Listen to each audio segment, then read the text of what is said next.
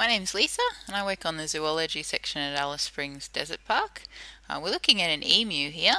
Emus are the largest bird in Australia.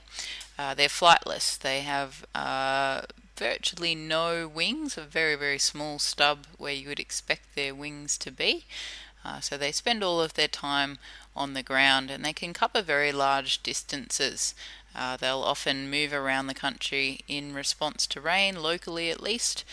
And people often expect to see quite a few of them in Central Australia, but actually often it's too dry here to support emu populations.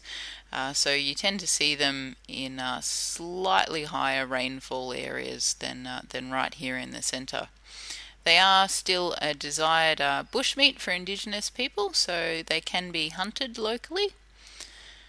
And they have an interesting life history in that it's the male emu who incubates the eggs and raises the young. So females will lay a clutch of eggs. They're quite a beautiful looking thing, an emu egg, probably equivalent to about 13 chicken eggs in terms of their content, so a really great source of food for anything that can get into them.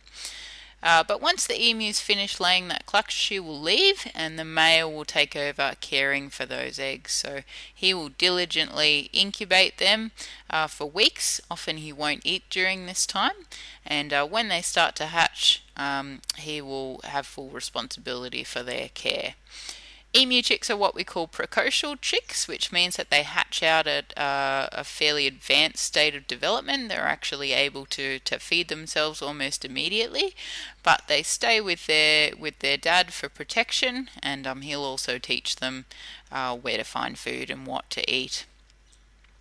There are cases also of males acquiring chicks from other clutches, and emus can lay quite a lot of eggs, so even though there does tend to be quite a high mortality rate amongst emu chicks, you may still see a male emu with 15 chicks or so following him around. The chicks look very different from adults. They're very stripy when they're born. They gradually lose those stripes as they mature to get that shaggy look of the adults. Emus are very curious creatures by nature.